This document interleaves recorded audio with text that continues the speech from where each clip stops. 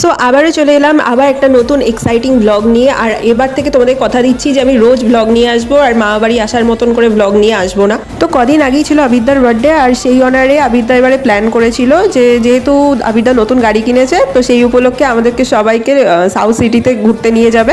যেহেতু আমরা সাউথ সিটিতে সেই দুপুরবেলা পৌঁছেছিলাম, তো আমাদের প্রচণ্ড খিদে পেয়ে গিয়েছিলো, তাই প্রথমেই চলে গিয়েছিলাম ফুড কোর্টে। তাহলে আমাদের প্ল্যান ছিল যে চট করে আমরা যে ডিশেসগুলো রেস্টুরেন্টের সামনাসামনি পেয়ে যাই, সেই ডিশেসগুলো আমরা অর্ডার করবো না, এখানে একটু হাটকে কিছু অর্ডার করব। তো সেই রকমই 3-4 রকমের জিনিস নিয়ে 4 জনে ভাগাভাগি করে খেয়েছিলাম। মনে হচ্ছিল যে স্কুলে সেই ছোটোবেলায় যেমন টিফিন ভাগ করে খেতাম না, ঠিক সেই রকম ফিলিংস আসছিল।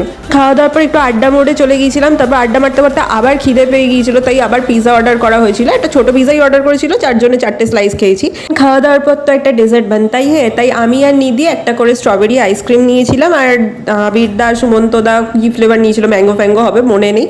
দেন একটু মলটার মধ্যে ঘোরাফেরা করে, কিছু তো ওখানে কিনতে পারবো না আমাদের বাজেটের বাইরে, আর একটু ফটো সেশন করে আবার বাড়ি ফেরার পথে। আর বাড়ি ফেরার সময় আমি আর নিধি গাড়িতে বসে বসে প্রচুর বাওয়াল করেছি, আর নিধি সব যা গান ফান বাজাচ্ছিল, কান দিয়ে রক্ত ছুটে যাবে একদম। নিধির অনেক দিনের ইচ্ছা ছিল যে ওদের নতুন গাড়িতে আমাকে ঘুরতে নিয়ে যাবে, তো প্রথমবার এই গাড়িতে উঠেছি বলে একটু এক্সাইটেড বেশি হয়ে গিয়েছিল।